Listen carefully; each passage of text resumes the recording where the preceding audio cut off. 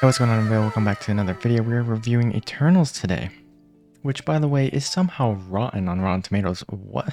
The first ever rotten? Dude, what are people thinking? What are these critics thinking? That's all I gotta say right now. It does not deserve that. It is so good. It's such a good movie. Okay, where do I begin? I just got out of the movie theater right now. By the way, don't skip forward in the video. There's gonna be a spoiler section at some point. If you skip into it on accident, you'll be very, very disappointed if you haven't seen the movie yet. So don't skip forward. Don't skip. So many characters, such a big cast. 10 Eternals in total. I was scared it wouldn't have enough time to develop all these characters and make you actually fall in love with them. But it does. It somehow does. And I have a lot of I really like these characters here. A lot of new MCU favorites now with this movie.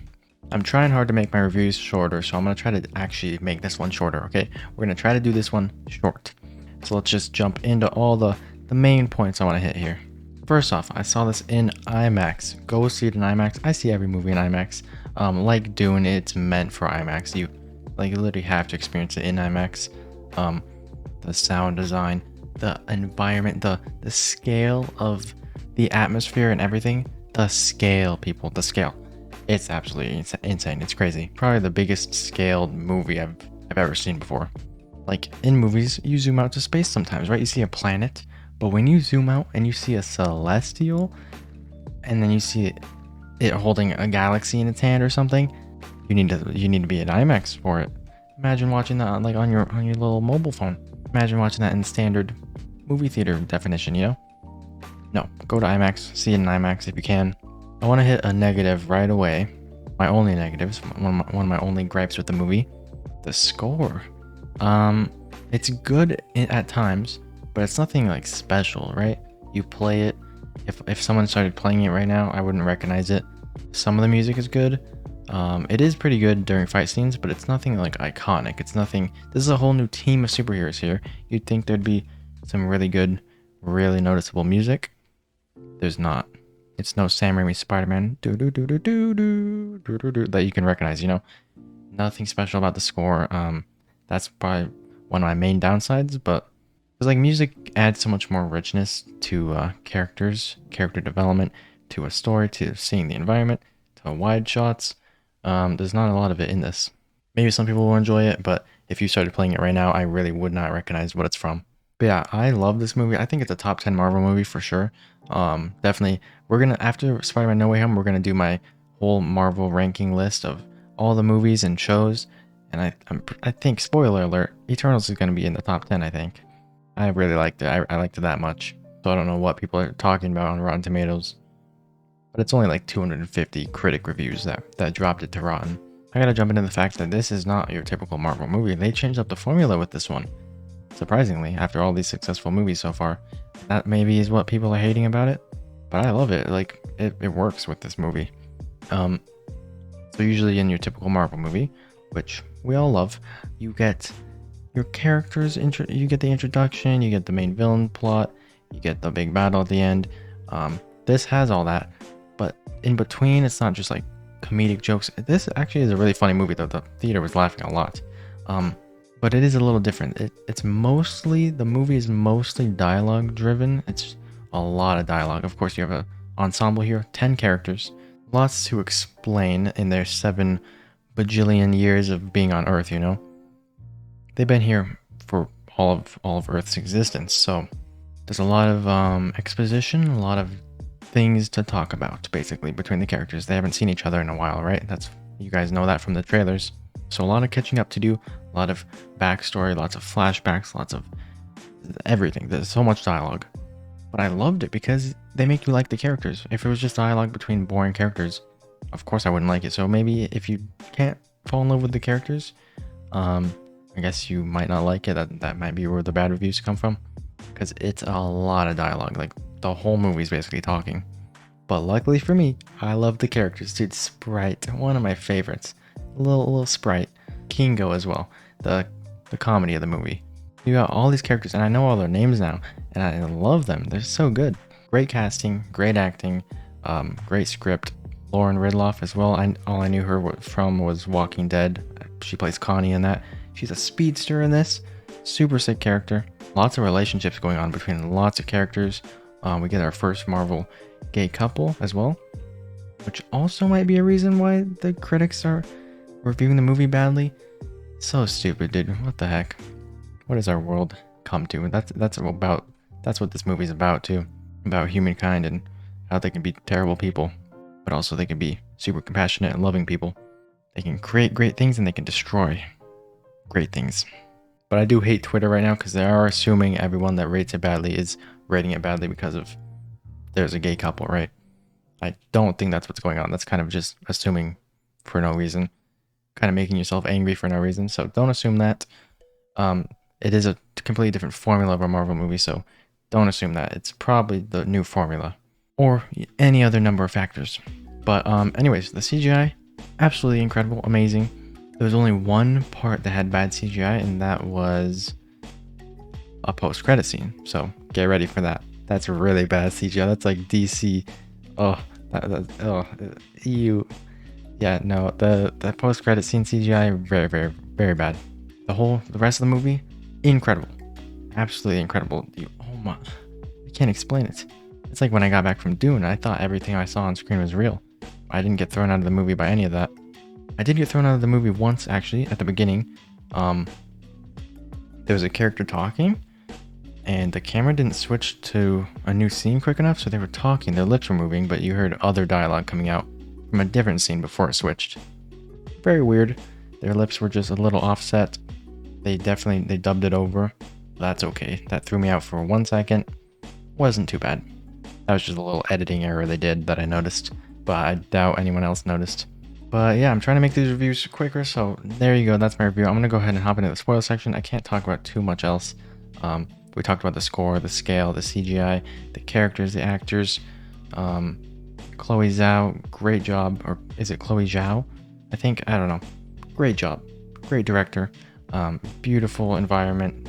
Everything was just great to look at. And yeah, I already said it. It's a top 10 Marvel movie. I'm going to give my final critic score right now. I think it deserves a 90%. I liked it more than Shang-Chi, which I think I gave an 85% or 80%. I don't know. So this one gets the 90. Really, really enjoyed this one. Really loved it and can't wait to see more Eternals in the future. Let's hop into the spoiler section.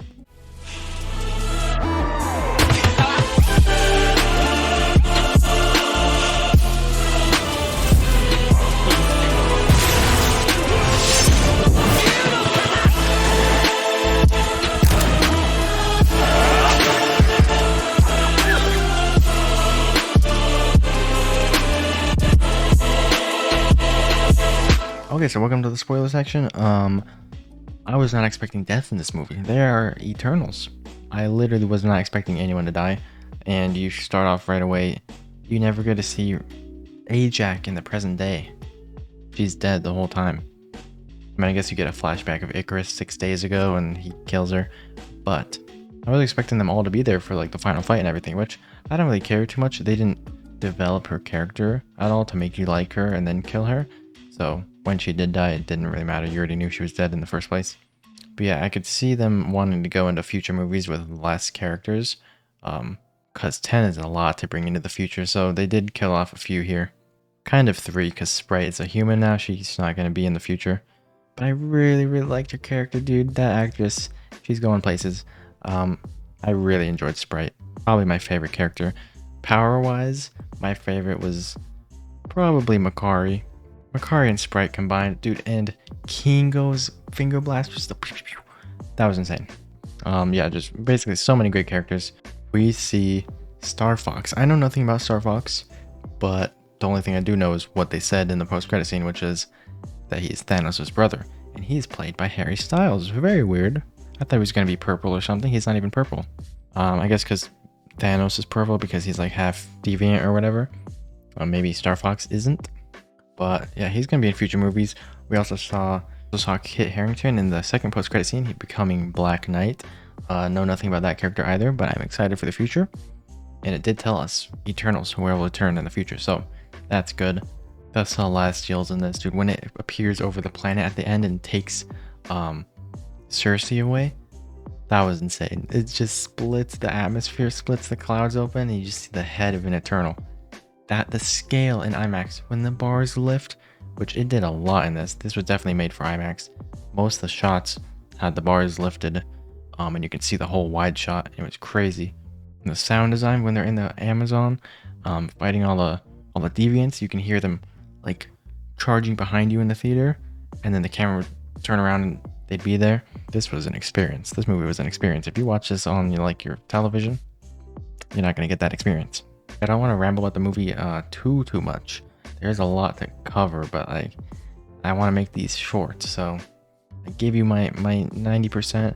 I want to talk about how I wasn't expecting. The spoiler section was just basically for me to say I was not expecting any characters to die.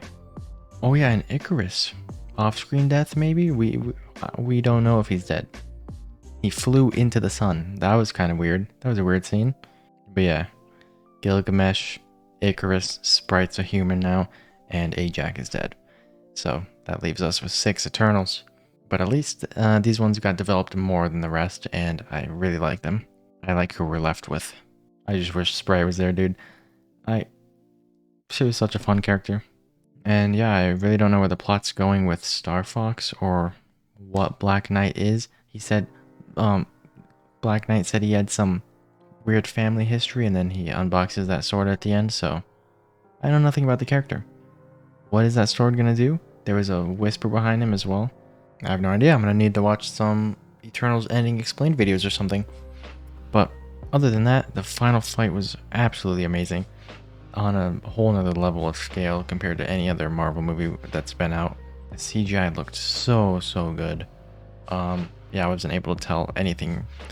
Oh, and Kari's powers punching Ikaris at the end, and that was so sick. Her speedster powers were the best we've seen out of any movie, probably ever. Any speedster movie ever. Like, it doesn't even compare to Justice League's Flash. That CGI, not so great. This was insane. She's like punching him into literal lava, punching him into the mountain. But yeah, I just ramble on about these movies. I have no script. Maybe I should write one. I'm too lazy. Anyways, hopefully you guys enjoyed the review, the rambling.